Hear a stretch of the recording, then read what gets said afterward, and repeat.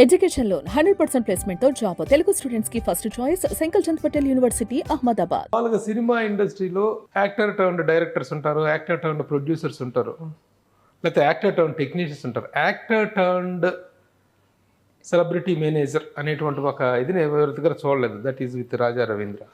How it happened? అంటే నేను చెన్నైలో ఎక్కువ సీరియల్ చేసేవాడిని, చెన్నైలో ఎక్కువ ఉండేవాడిని. ఆ టైంలో రవి నేను బాగా క్లోజ్, రవితేజ. అరే మా నువ్వు ప్రొడ్యూసర్స్ అందరితో రిలేషన్ బాగుంటుంది, నువ్వు సరదాగా ఉంటావు అందరితో, నాకు కొంచెం ప్రాబ్లం ఉంది, నా డేట్లు చూసి పెట్టాను. డేట్లు అంటే ఏంటంటే నాకు అప్పుడు తెలియదు, అసలు సెలబ్రిటీ మేనేజర్స్ ఉంటారని కూడా తెలియదు. ఏం లేదురా ఇలా సినిమా ఓకే అయితే అన్ని ఈ డేట్స్లో ఏం చేయాలన్నది నువ్వు మాట్లాడు, నీకు అదే అర్థం అవుతుందిలే, నువ్వు వచ్చా మరి అవన్నీ నేను చూసుకుంటా, నువ్వు వచ్చాను. నేను అసలు ఒక సెకండ్ కూడా ఆలోచించలే. అంటే మనకు అనుకోకుండా ఒక కొత్త దారి, నేను ఎప్పుడు దానికి చాలా యాక్టివ్గా ఉంటాను. ఎలాంటి ఏదైనా కొత్త ఆపర్చునిటీ వచ్చిందంటే అసలు నో అనే సమస్య లేదు. ఇప్పుడు నేను డేట్లు చూసి హీరోలు అందరికీ కథలేని ఇది కరెక్ట్గా సూట్ అవుద్దో లేదా ఇలా ఆలోచిస్తా, కానీ నా వరకు వచ్చేటప్పటికి ఒక సినిమాలో ఫుల్ ఆపోజిట్ విలన్ చేసిన నెక్స్ట్ సినిమాలో ఏదో చిన్న సినిమాలో ఒక రోజు వేషంలో నో చెప్పలేను. అసలు నేను చేయనండి అన్న మాట రాదు. అలాగే నా కెరీర్ సంకనం అయిపోయింది, అది వేరే విషయం. కానీ అలా ఎందుకు అనలేనో నాకు ఇప్పటికే అర్థం కాదు. అలా రవితేజ వల్లే నేను దీనికి ఇటు సైడ్ వచ్చానండి. అంతకుముందు అసలు కాన్సెప్ట్ అసలు నాకు తెలీదు. తర్వాత రవితేజ సక్సెస్ అయ్యేటప్పటికి ఆటోమేటిక్గా నాకు చాలా మంది సెలబ్రిటీస్, నేను యాక్చువల్గా ఏంటంటే హీరోయిన్స్కి ఎవరికి చూడలేదు, చాలా మంది అడిగారు కానీ వద్దనుకున్నా. ఈ ఆర్టిస్టులు అయితే హ్యాపీ నాకు.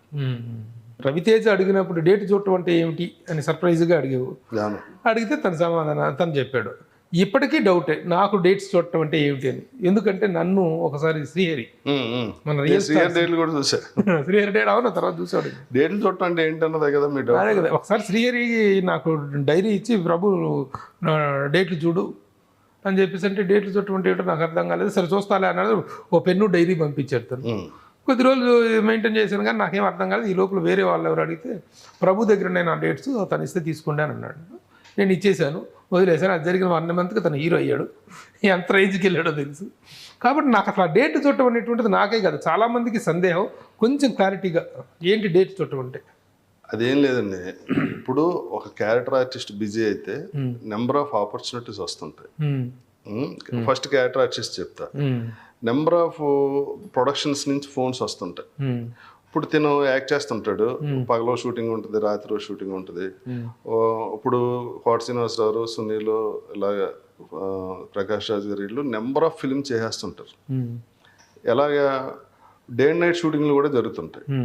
ఇప్పుడు మీరు ప్రొడ్యూసర్, ఒక 10 మంది ప్రొడ్యూసర్లు, నేను ఆర్టిస్ట్, నాకు ఫోన్ చేశారు, మా సినిమాలో పలానా డేట్ నుంచి పలానా డేట్ మీకు వేషం ఉందని అడిగారు. అదే టైంలో ఇంకో ప్రొడ్యూసర్ అదే డేట్లో ఇంకో పెద్ద హీరోది అడిగారు. అడిగినప్పుడు ఈ ఆర్టిస్ట్ ఇక్కడ యాక్టింగే చేయాలా, డేట్లు అడ్జస్ట్మెంట్ చేయాలా అనే మెంటల్ టెన్షన్ ఉంటుంది. అలా ఒక మేనేజర్ని పర్సనల్గా పెట్టుకుంటే ఆ టెన్షన్ అంతా మేనేజర్కి ఉంటుంది. ఎలా అంటే 2 సినిమాలు పోకూడదు, అడ్జస్ట్ చేయాలి. ఇప్పుడు తినెళ్ళి పర్సనల్గా రిక్వెస్ట్ చేసుకోవడానికి ప్రాబ్లం ఉంటుంది. 1-to-1 డిస్కషన్లో చాలా మొహమాటాలు ఉంటాయి. అన్నిటికన్నా మొహమాటం రెమ్యునరేషన్ దగ్గర ఉంటుంది. అదే ఒక మేనేజర్ అనుకోండి, తను వెళ్తాడు, వెళ్ళి సార్ ఈ డేట్స్ వరకు ఇక్కడ ఉంది, మీరు ఏమన్నా 4 రోజులు అడ్జస్ట్ చేస్తే మన సినిమా చేస్తారు సార్, రేట్ ఎంత సార్ అని చెప్తాడు. తర్వాత ఆ అమౌంట్ కలెక్ట్ చేయటం కానీ, షెడ్యూల్ వైజ్ చూసుకోవటం కానీ ఇవన్నీ తిని చూసుకుంటాను. అవన్నీ ఇప్పుడు ఆర్టిస్ట్కి ఏంటి, ఆ రోజు షూటింగ్ ఎవరిదే అని అడుగుతారు, మేము పలానా వాళ్ళదండి ఎన్నింటికి షూటింగ్ అని షెడ్యూల్ చెప్తే ఆయన వెళ్ళి యాక్ట్ చేసి వచ్చేస్తాడు. సార్ ఇదిగో ఈ సినిమాకి ఎంత మాట్లాడడం, ఎంత వచ్చింది, ఇంకెంత రావాలి, తన క్లారిటీ ఉంటుందండి. తన ముందు ప్రశాంతంగా ఉంటాడు. ఈ మేనేజర్ని ఒక ఆర్టిస్ట్ పెట్టుకున్నా అంటే వాళ్ళ ప్రశాంతత కోసం, ప్లస్ నెంబర్ ఆఫ్ ఫిల్మ్ చేసినప్పుడు కన్ఫ్యూజన్ లేకుండా ఉండటం కోసం. అది ఇదండి. అదే హీరో అనుకోండి, ఇప్పుడు ఒక సక్సెస్ఫుల్ హీరోకి నెంబర్ ఆఫ్ ఆపర్చునిటీస్ ఉంటాయి. పెద్ద బ్యానర్స్ నుంచి వస్తారు, పెద్ద డైరెక్టర్స్ నుంచి వస్తారు, కొత్త డైరెక్టర్స్ వస్తుంటారు.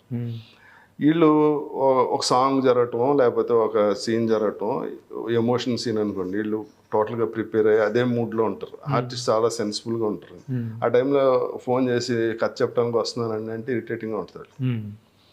ప్లస్ వీళ్ళు సాయంకాలం డైట్ కంట్రోల్ అని, జిమ్ అని, వీటికే టైం సరిపోదు. ఇప్పుడు వాళ్ళకి ఒక మేనేజర్ ఉన్నారు అనుకో, డైరెక్ట్గా అందరికీ కంఫర్ట్ ఉంటుంది. ఈ నేజింగ్లోనే ఉంటారు, షార్ట్లో ఉంటారు, ఫోన్ ఎత్తరు. ఇది కాకుండా మేనేజర్ ఉంటే డైరెక్ట్గా ఎవరైతే అప్రోచ్ అవుతాం అనుకున్నారో ఆ మేనేజర్కి అప్రోచ్ అవుతారు. అప్రోచ్ అయినప్పుడు ఈ మేనేజర్ కథ కూడా విని, సార్ ఇదేదో పాయింట్గా బాగుంది, ఇది పాయింట్ అని నేను ఒక 5 నిమిషాల్లో చెప్పేసి అనుకో, బాగుంది అనుకుంటే తన టైం తీసుకుని వస్తాడు.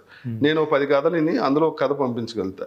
10 కథలు వాళ్ళు వినాలంటే ఒక్కొక్క కథకి 2 hours 3 hours పడుతుంది. 10 కథలు అంటే 30 hours.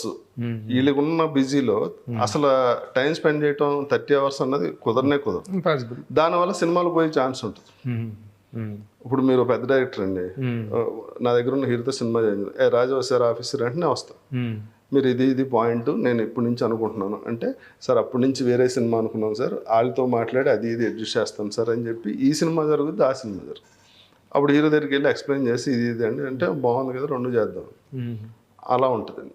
దానికని ఒక బిజీగా ఉన్న ఆర్టిస్ట్కి పర్సనల్ సెక్రటరీ అనేది చాలా ఇంపార్టెంట్. అంతేగాని ఇప్పుడు నాకు వేషం లేదు, నాకు వేషాలు లేవు, సర్కిల్ లేదు, నేను లేవు, ఇప్పుడు మిమ్మల్ని నేను మేనేజర్గా పెట్టుకుని నేను బిజీ అయిపోవాలి రాత్రి అంటే అసలు జరగదు. నెంబర్ 1. నెంబర్ 2 ఏంటంటే వేస్ట్ కూడా, మీ టైం వేస్ట్, నా టైం వేస్ట్. అంటే బిజీ అయ్యాకే మేనేజర్ కావాలి, కన్ఫ్యూజన్ బిజీ అయ్యాకనే వస్తుంది కదండి. కానీ బిజీ అవ్వకముందే మేనేజర్ కావాలనుకోవటం అది కరెక్ట్ కాదు. బిజీ అవ్వకముందు మేనేజర్ ఎందుకు? ఇప్పుడు ఆర్టిస్ట్గా ఎక్స్ట్రాడినరీ ఆర్టిస్ట్, మీకు సర్కిల్ లేదు, మిమ్మల్ని ప్రమోట్ చేయమని అడగటం వేరు, నాకు మేనేజర్ కావాలి, నా డేట్లు వస్తావా అంటే అది కరెక్ట్ కాదు ఎట్టి పరిస్థితిలో. ఎందుకంటే నాకు వేషాలు లేవండి, నేను మిమ్మల్ని మేనేజర్గా పెట్టుకున్నా, ఎవడో నాకు ఫోన్ చేశాడు, మా మేనేజర్కి ఫోన్ చేసి అడగండి అంటే ఆ వేషం దొబ్బుద్ది. నా రేంజ్కి నాతో అప్రోచ్ అవటం ఎక్కువ, నేను మళ్ళీ మా మేనేజర్తో మాట్లాడినంటే ప్రాబ్లం వస్తుంది. చాలా మంది ఏంటంటే మేనేజర్ని పెట్టుకుంటే ఆడి దగ్గర 10 మంది ఆర్టిస్టులు ఉన్నారు కాబట్టి, ఆడు 10 సినిమాలు చేస్తారు కాబట్టి వేరే క్యారెక్టర్లు మనకు చెప్పేస్తారు అనుకుని కొంతమంది మేనేజర్లుగా పెట్టుకుంటారు. అది అస్సలు రాంగ్ అప్రోచ్ అనమాట. దానివల్ల ఏంటంటే వాళ్ళకి ఉపయోగం ఉండదు, వీళ్ళకి ఉపయోగం ఉండదు. ఇప్పుడు ఈ టైం కూడా స్పెండ్ చేయడు మేనేజర్. ఎందుకంటే ఒక బిజీ ఆర్టిస్ట్ టైం స్పెండ్ చేస్తాడు అనుకోండి, తనకు ఒక మనీ వస్తుంది. ఈ బిజీ అవ్వకుండా ఏదో రకంగా నన్ను బిజీ చేయమని అడిగి ఆర్టిస్ట్ చేశారు అనుకోండి, ఏమొస్తుంది? ఏం రాదు. ప్లస్ మేనేజర్ వాల్యూ కూడా తగ్గుద్ది. కాబట్టి దీన్ని బట్టి ఒక సెలబ్రిటీకి మాత్రం బిజీగా ఉన్న ఆర్టిస్టులకి మాత్రమే ఎప్పుడైనా రాజారేంద్ర కాదు, మీరు జనరల్గా అడిగితే జనరల్గా చెప్పా, ఎవరైనా పెట్టుకుందాం అనుకుంటే మేనేజర్ని బిజీ అయ్యాకనే పెట్టుకోవాలి. బిజీ అయ్యాక ఉంటేనే మేనేజర్ కరెక్ట్. ఎందుకంటే వచ్చిన 10 సినిమాల్లో ఏది బెటర్ చూజ్ చేసుకోవడానికి ఉంటుంది. అంతేగాని మేనేజర్ని పెట్టుకుని వీటిని 10 సినిమాలు చెప్పమంటే అది అవ్వదు. కానీ నాకు ప్రమోట్ చేయడానికి మంచి మేనేజర్ కావాలి, ఉంటే చెప్పండి. ప్రమోట్ చేయడానికి మంచి పిఆర్ఓ కావాలి, మంచి మేనేజర్ కాదు. కానీ అవకాశాలు అదే వర్క్ తేవడానికి. అవును, తేవడానికి నాకు మేనేజర్ కావాలి. నేను కొత్తగా వచ్చా, చాలా మంది అడుగుతుంటారు. అవును, నేను కొత్తగా వచ్చా. ఇప్పుడు పిఆర్ఓ మీకు ఎవ్రీడే మీ గ్రూప్ లో ఏ కొత్త సినిమా ఓపెనింగ్ ఉన్నా, ఎవరి సినిమా అనుకున్నా ఇమీడియట్ గా వస్తుంది. నువ్వు మంచి పిఆర్ఓ దగ్గరికి వెళ్తే, ఏమంటే ఇదిగో ఈ సినిమాలు స్టార్ట్ అవుతున్నాయి, ఇదిగో ఇది వాళ్ళ అడ్రస్, ఈ పిఆర్ఓగా మీకు అన్ని తెలుసుంటాయి కాబట్టి వెళ్ళమంటే వెళ్ళి నేను పర్సనల్ గా అప్రోచ్ అవ్వాలి. అంతేగాని నన్ను మేనేజర్ పెట్టుకుని నేను కొత్త కంపెనీకి వెళ్ళి, సార్ రాజారవీంద్ర గారికి ఇందులో వేషం ఉందంటే వెళ్ళలో నీ పని చూసుకుంటున్నాను, మేనేజర్ గారికి వాల్యూ ఉండదు.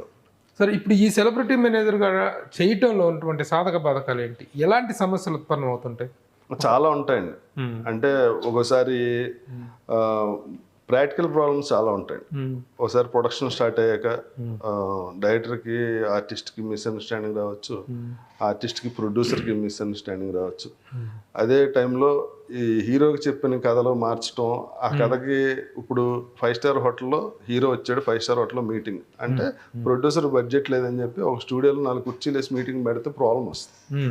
నాకు చెప్పింది ఏంటి, మీరు తీసేది ఏంటంటే డైరెక్టర్ నాకు ఫోన్ చేస్తారు, ప్రొడ్యూసర్ నాకు ఇది ఇవ్వలేదంటే, ఇలా చిన్న చిన్నవి ఉంటాయి. అంటే ఇది జస్ట్ ఎగ్జాంపుల్గా చెప్పా, చిన్న చిన్న మిస్అండర్స్టాండింగ్ చాలా సెన్సిబుల్గా ఉంటుంది. ఎప్పుడైనా ఒక ప్రాజెక్ట్ స్టార్ట్ అవ్వాలంటే దాని వెనకాల చాలా కసరత్తు ఉంటుంది.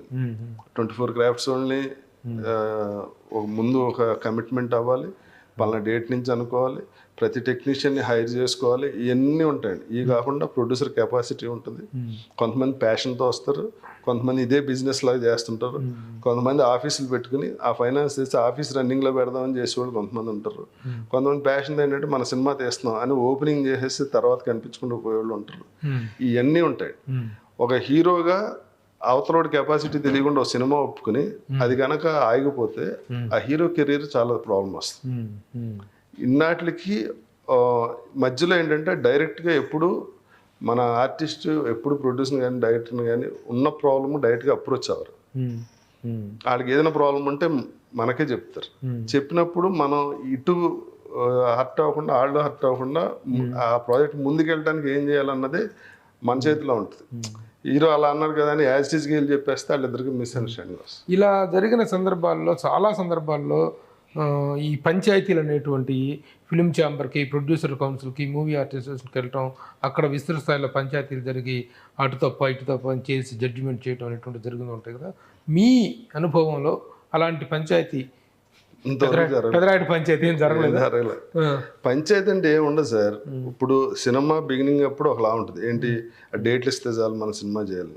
సినిమా రన్నింగ్ లో ఒకటి ఉంటుంది, ఈ సినిమాని ఎంత తక్కువలో చేసి మనం మిగిల్చుకుందాం అని ఉంటుంది. సినిమా అయిపోయాక ఒక రకం ఉంటుంది, ఏంటి ఇది బిజినెస్ అవుద్దా, మనకింత మిగులుద్దా లేకపోతే ఇంత పోద్దా అన్న దాంట్లో వాళ్ళు పబ్లిసిటీ ఖర్చు పెట్టకుండా చేస్తుంటారు.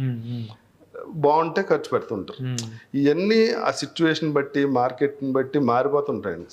సినారియో అంతా మారుతూ ఉంటుంది. దానికి అడ్జస్ట్ అయ్యి ఆర్టిస్ట్ని కూడా ఇది పరిస్థితి, అందుకనే అక్కడ ఫైర్ అవడంలో ఉపయోగం లేదు. ఆయన కరెక్ట్గానే చేస్తున్నాడు, డబ్బు అయింది, మనం ఇలా ఉండాలి, ఇలాగా డిస్కస్ చేసుకోవడానికి ఉండాలండి. ఇప్పుడు నేను ఆర్టిస్ట్ కమ్ మేనేజర్ కాబట్టి నాకు అందరితో చనువు ఉంటుంది. అటు డైరెక్టర్తో చనువు ఉంటుంది, ప్రొడ్యూసర్, వీళ్ళు నన్ను ఎవరో ఆర్టిస్ట్ మేనేజర్గా చూడరు, సెలబ్రిటీ మేనేజర్గా అసలు చూడరు. ఫ్రెండ్లీగా ఉంటారు, అందరూ ఇండస్ట్రీలో ఒక ప్రముఖ నటుడుగానే చూస్తారు. నటుడిగా రిలేషన్ బట్టి అండి, నటుడిగా ఉన్న రిలేషన్ బట్టి చూస్తారు. ఒక్కోసారి నాకు నష్టం కూడా జరుగుతుంది. నేను ఆ ఆర్టిస్ట్ తరఫున, ఆ హీరో తరఫున వెళ్ళి నేను ఫైట్ చేయాల్సి వస్తుంది. ప్రొడ్యూసర్తో గట్టిగా మాట్లాడాల్సి వస్తే, డైరెక్టర్తో గట్టిగా ఆ ఫర్దర్ సినిమాల్లో మనకు వేషం అనగానే చిచ్చి ఆడు వద్దని, వాళ్ళ కింద శిష్యులు ఎవరన్నా వేషాలు ఇచ్చినా వద్దని అదే ఇందాక నేను అడిగింది. పంచాయతీ అని కాదు కానీ ఇలాంటి సందర్భాలు ఇప్పుడైనా ఉంటాయి, ఆటోమేటిక్గా ఉంటాయి ప్రభు. ఇప్పుడు నువ్వు కథ అనుకున్నావు, నా దగ్గర ఉన్న హీరోకి నువ్వు కథ అనుకుని నా దగ్గరకు వచ్చినప్పుడు నేనింటా, హీరో అంటాడు. హీరో చెప్పిందే కదా నేను చేస్తా. హీరో డైరెక్ట్గా మీకు చెప్పడు, ప్రభు గారు అదిరిపోయింది, ఇది నా సినిమా, నా కెరీర్కి ఒక పోక్రియా అంటాడు. నువ్వు ఫిక్స్, ఇది డైరెక్షన్, నెక్స్ట్ మంత్ నుంచి మన షూటింగ్, ఇలా ఏదో అన్నా. నేను వచ్చి అది కాదు ప్రభు, ఆ సినిమా మనం చేయట్లే. ఏంటి రీజన్ అంటే నేను చెప్పడం లేదు, హీరో వద్దన్నాడని చెప్పడం లేదు, ఏదో 3 సినిమాలు ఉన్నాయనో 2 సినిమాలు ఉన్నాయనో ప్రస్తుతం తీసుకుంటున్నావు ఇవ్వగలుగుతావు అని ఏదో రకం చేయగానే నువ్వు ఓహో మన జీవితం 7 వల్ల సంకటం అయిపోయింది, రాజా రవీంద్ర వల్ల ఎక్కడైనా దొరకపోతాడా అని. చిన్న ఇండస్ట్రీ, దొరుకుతాం ఎక్కడో చోట దొరుకుతాం. దొరకగానే అక్కడ చూపించాల్సిందంతా నామే చూపిస్తాం. అది నాకు తెలుసు, ఈ పరిస్థితి నాకు వస్తుందని తెలుసు. అయినా ఇంట్లో ఖాళీ కూర్చోవటం కన్నా నెగిటివ్ పాజిటివ్ ఏదో ఒకటి ఇండస్ట్రీలో బతికితే బెటర్ అని కంటిన్యూ చేస్తాను. Okay okay. మరి ఇలాంటి ఇవి చూస్తున్నప్పుడు ఈ సెలబ్రిటీ మేనేజర్స్ మీద కానీ, ఈ హీరోయిన్స్ డేట్లు చూసే whatever who are looking the taking after the dates అనేటువంటి చూసే వాళ్ళ మీద ఉన్న కంప్లైంట్ ఏంటంటే, అసలు హీరో దేవుడు వరం ఇచ్చిన పూజారి వరం ఇవ్వడం అనేటువంటి కాన్సెప్ట్ ఒకటి బాగా డెవలప్ అవటం, అసలు నాశనం చేస్తుందే మీరు. హీరోల రేట్లు పెంచేసి, ఆర్టిస్టుల రేట్లు విపరీతంగా పెంచేసి, ఇప్పుడు రాజా రవీంద్ర చేతిలో ఉన్న ఆర్టిస్టులు అందరూ హై డిమాండెడ్, రేట్లు పెంచుతారనేటువంటి ఒక టాక్ ఉంది. ఆ టాక్కి దానికి మీరు ఇచ్చే వివరణ ఏంటి? ఇప్పుడు ప్రభు గారు ఒక క్యారెక్టర్ ఆర్టిస్ట్, ప్రభు గారి డేట్లు రాజా రవీంద్ర చూస్తున్నారు. ఓ సినిమాలో 10 రోజులు అడిగారు, రోజుకి 5 లక్షలు ఇస్తే కానీ ప్రభు చేయడం అని చెప్పాను. పెట్టుకుంటారా పెట్టుకోరా? డిపెండ్స్, వాళ్ళ అవసరాన్ని బట్టి పాత్ర డిమాండ్. రోజుకి 5 లక్షలకు ప్రభుకి ఎందుకు పెట్టుకుంటారు? మన డిమాండ్ 1,00,000 ఉందనుకో, నేను 5 లక్షలు రోజుకి అడిగితే పెట్టుకుంటారు? పెట్టుకోరు కదా. ఎప్పుడు పెట్టుకుంటారు? నేను ఆ సినిమా బడ్జెట్కి ఆ క్యారెక్టర్కి వాళ్ళు వేసుకున్న దానికి దగ్గరలో ఉంటాయి. వాళ్ళు మీ క్యారెక్టర్కి 10 లక్షలు వేసుకున్నారు, నేను దాన్ని 12 లక్షలు చేస్తే ఓకే లేకపోతే ఈ క్యారెక్టర్ దెబ్బతింటుందని నన్ను తిట్టుకుని 2 లక్షలు పెంచుతారు. మేనేజర్గా పెట్టుకున్నది ఎందుకు? ప్రొడక్ట్ వాల్యూ పెంచడానికి. ప్రొడక్ట్ వాల్యూ ఎప్పుడు పెరుగుద్ది, ఆ డిమాండ్ ఎంత ఉందో అంత చేస్తేనే పెరుగుద్ది. ఆ డిమాండ్ కన్నా ఎక్కువ పెడితే మనం వస్తువు కొనం కదా. సో నేనైతే రేటు పెంచను, రేట్లు తగ్గించినవి కూడా ఉన్నాయి. 2-3 సినిమాలు ఆడకపోతే సకాన్ని తగ్గించేసిన సినిమాలు కూడా ఉన్నాయి. అది నాతో చేసిన ప్రొడ్యూసర్లు తెలుస్తుంది.